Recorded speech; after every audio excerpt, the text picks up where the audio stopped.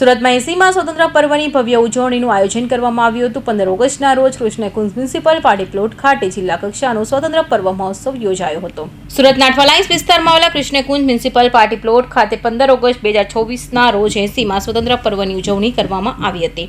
ઉમરા police સ્ટેશનની બાજુમાં યોજાયેલા જિલ્લા મહોત્સવમાં દેશભક્તિના માહોલ વચ્ચે વિવિધ કાર્યક્રમોનું આયોજન કરવામાં આવ્યું હતું। સ્વતંત્ર પર્વની ઉજવણીમાં જિલ્લા વહીવટીતંત્રના મોટી સંખ્યામાં અધિકારીઓ હાજર રહ્યા હતા। આપણા દેશના 80મા સ્વાતંત્ર્ય પર્વની ઉજવણી આજના ખુશનુમા અને ઉત્સાહિત વાતાવરણમાં થઈ રહી છે। જે રીતે યુવાનો, વિદ્યાર્થીઓ, પોલીસ જવાનો અને સર્વ નાગરિકોએ જે આ પરેડનું નિરીક્ષણ વખતે ઉત્સાહ દર્શાવ્યો એ માટે સૌને અભિનંદન આપું છું, આભાર વ્યક્ત કરું છું। આજના ગૌરવવંતા દિવસે માનનીય મુખ્યમંત્રી શ્રી ભૂપેન્દ્રભાઈ પટેલના સફળ નેતૃત્વ હેઠળ રાજ્યમાં સુશાસનની ભાવના મૂર્તિમંત થઈ છે। ત્યારે વિકાસની આ દિશામાં સર્વજન હિતાય સર્વજન સુખાયના સંકલ્પને સાકાર કરવામાં સરકારની પડખે રહેનારા આપ સૌ નાગરિકો, પદાધિકારીશ્રીઓ, ધારાસભ્યશ્રીઓ, ચૂંટાયેલા બધા પ્રતિનિધિશ્રીઓ, સરકારી અધિકારીશ્રીઓ, કલેક્ટરશ્રી, કમિશનરશ્રી, સર્વે કર્મચારીશ્રીઓ અને સાથે સાથે આજના પ્રસંગે મા ભૌમની રક્ષા કાજે શહીદ થયેલા આપણા વીર શહીદો, આઝાદીના લડવૈયાઓ, નામી અનામી સ્વાતંત્ર્ય વીરો ને હું નતમસ્તક હરણ કરી વંદન કરું છું અને આપ સૌને આજના સ્વાતંત્ર્ય પર્વની શુભેચ્છા પાઠવું છું। આપણે સૌ જાણીએ છીએ કે આઝાદ હિંદનું સપનું આપણા ગુજરાતના મહાત્મા ગાંધીજીથી શરૂઆત થઈ હતી। મહાત્મા ગાંધીજી, સરદાર વલ્લભભાઈ પટેલ, શ્યામજી કૃષ્ણ વર્માજી, ઝાંસી કી રાણી લક્ષ્મીબાઈ અને લોકમાન્ય તિલક, સુભાષચંદ્ર બોઝ, ચંદ્રશેખર આઝાદ જેવા અનેક પરાક્રમી દેશભક્તોને આજે આપણે યાદ કરીએ અને નમન કરીએ। આપણે સૌ જાણીએ છીએ કે આપણા યશસ્વી વડાપ્રધાન માનનીય મોદીજીએ એમના નેતૃત્વમાં સશક્ત ભારત, સમૃદ્ધ ભારત, સ્વચ્છ ભારત, એક ભારત શ્રેષ્ઠ ભારત સાથે વર્ષ 2047 વિકસિત ભારત તરીકે જોવાની એક અપેક્ષા અને એક લક્ષ્યાંક નક્કી કર્યો છે। તેમાં માનનીય મોદીજીએ જનશક્તિને રાષ્ટ્ર શક્તિના માધ્યમ તરીકે ગણીને સૌનો સાથ, સૌનો વિકાસ, સૌનો પ્રયાસ અને સૌના વિશ્વાસની વિભાવના સાર્થક થઈ રહી છે ચોક્કસ લાગે।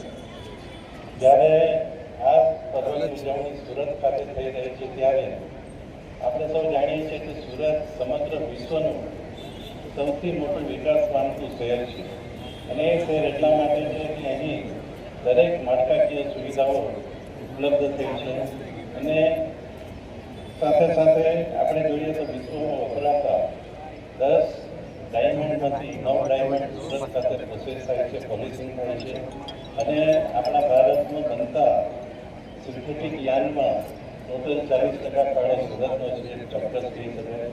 અને સાથે સાથે આપણા ભારત દેશના અનેક કારીગરો, વર્કરો સુરતમાં આવીને સુરતે કારીગરોને સમાવી લીધું છે અને સુરત એક મિની ભારત જેવું સ્વરૂપ ધારણ કરી રહ્યું છે। એટલે સૌ સુરતીઓને ખાસ આજે હું અભિનંદન આપું છું।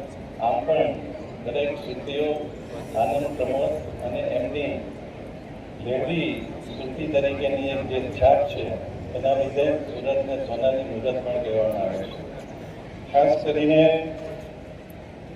સુરતે વિશ્વના તખ્તા ઉપર ડાયમંડ અને ટેક્સટાઇલ સિટી તરીકે જ નહીં પરંતુ સ્વચ્છ city, dream city, smart city, peace city અને છેલ્લે અંગદાતા સિટી તરીકે એક નામના મેળવી છે અને એને અંગદાન માટેના એવોર્ડ પણ સુરત શહેરને મળ્યા છે। સર્વે સુરતીઓને આ પ્રસંગે ખાસ અભિનંદન આપું છું।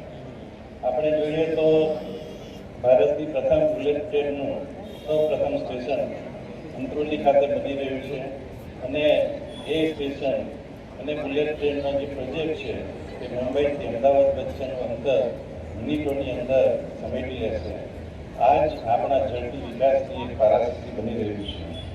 સુરત નગરપાલિકાએ આની સાથે સાથે જે વેસ્ટ મેનેજમેન્ટ કહેવાય, કચરાનો નિકાલ કે સ્વચ્છતા માટે પણ ઘણું સુંદર કામ કર્યું છે.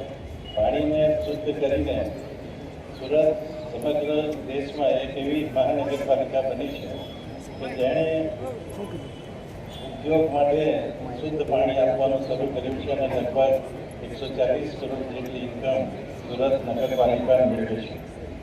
કાપડ ઉદ્યોગ પણ સુરત હંમેશા અગ્રેસર રહ્યું છે, પરંતુ કેન્દ્ર સરકારની મદદથી આપણા સુરત નજીક નવસારી ખાતે VM મિત્રા પાર્ક દક્ષિણ ગુજરાતના કાપડ ઉદ્યોગ માટે નવી ઊંચાઈ આપશે. અહીં એક જ છત હેઠળ ઉત્પાદન, પ્રોસેસિંગ અને એક્સપોર્ટ એક જ જગ્યાએથી થશે, જે સુરતને ગ્લોબલ ટેક્સટાઇલ હબ તરીકે ઓળખ આપશે. સ્વચ્છતા અને પર્યાવરણ અગ્રેસર મહાનગરપાલિકાની સૌથી મોટી સિદ્ધિ આપણે કહી શકીએ કે સ્વચ્છ સર્વેક્ષણ 2023માં સમગ્ર ભારતમાં પ્રથમ ક્રમ મેળવીને સુરતે સમગ્ર ગુજરાતને ગર્વ અપાવ્યું છે. દેશનું સૌથી સ્વચ્છ શહેર સુરત છે એમ ચોક્કસ કહી શકાય. આ ઉપરાંત સુરતને ગાર્બેજ ફ્રી સિટીમાં પણ 7 સ્ટાર રેટિંગ મળ્યું છે અને સ્વચ્છ વાયુ એટલે હવાના સ્વચ્છ વાયુમાં 2024માં સમગ્ર ભારતમાં સુરતને પ્રથમ ક્રમ મળ્યો છે અને 1,50,00,000નું ઇનામ પણ મળ્યું છે. આપણું રાષ્ટ્રીય વિઝન એટલે કે વિકસિત ભારત 2047ને અનુરૂપ આપણા ગુજરાતના માનનીય મુખ્યમંત્રીશ્રીએ પણ વિકસિત ગુજરાત 2047નો સંકલ્પ આપ્યો છે અને એ સંકલ્પને અનુસરીને ગુજરાતમાં અનેકવિધ પ્રોજેક્ટો આકાર લઈ રહ્યા છે અને 26-27ના 4,08,000 કરોડના બજેટમાં વિવિધ પ્રોજેક્ટો સાથે 40% આંતરમાળખાકીય સુવિધાઓ સાથે ગુજરાત 2047 વિકસિત ભારત માટે કદમે કદમ મિલાવી રહ્યું છે.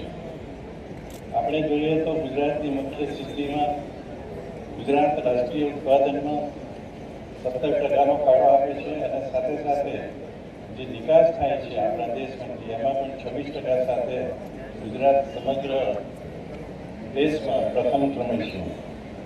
કેન્દ્રના વાણિજ્ય મંત્રાલય દ્વારા બહાર પાડવામાં આવેલા લીઝ ઇન્ડેક્સ કે જેમાં તમારી કનેક્ટિવિટી બંદરથી રોડ, રોડથી રેલવે સાથેની કનેક્ટિવિટીમાં લીઝ ઇન્ડેક્સમાં ગુજરાત છેલ્લા 10 વર્ષથી પ્રથમ નંબરે રહ્યું છે. વિકાસ માત્ર મોટા શહેર પૂરતો મર્યાદિત ન રહે, પરંતુ સમગ્ર વિસ્તારનો વિકાસ થાય એ માટે જે ભારત સરકારે મોટા સેક્ટર્સ નક્કી કર્યા છે એમાં સુરત શહેરનો સમાવેશ થાય છે અને સુરત ઇકોનોમિક વિઝન એ ભરૂચથી ઉંબરગામ સુધીના વિસ્તારને આવરી લે છે અને એ વિસ્તારમાં સંતુલિત વિકાસ થશે. આંતર માળખાકીય વ્યવસ્થા હોય કે લોકો માટેની સુવિધાઓ હોય કે કામદારો માટેની સુવિધાઓ હોય. અને મને જણાવતા આનંદ થાય છે કે રાજ્યએ પાછલા 2 વર્ષમાં સુરત ઇકોનોમિક વિઝન માટે 20 જે પ્રોજેક્ટો ઓળખાયા છે, જે મંજૂર થયા છે, એમાં 4,700 કરોડથી વધુ રોકાણ કર્યું છે અને એ પ્રોજેક્ટની અમલવારી પણ શરૂ થઈ ગઈ છે. વિકસિત ભારત 2047ની વિભાવનાને આગળ વધારતા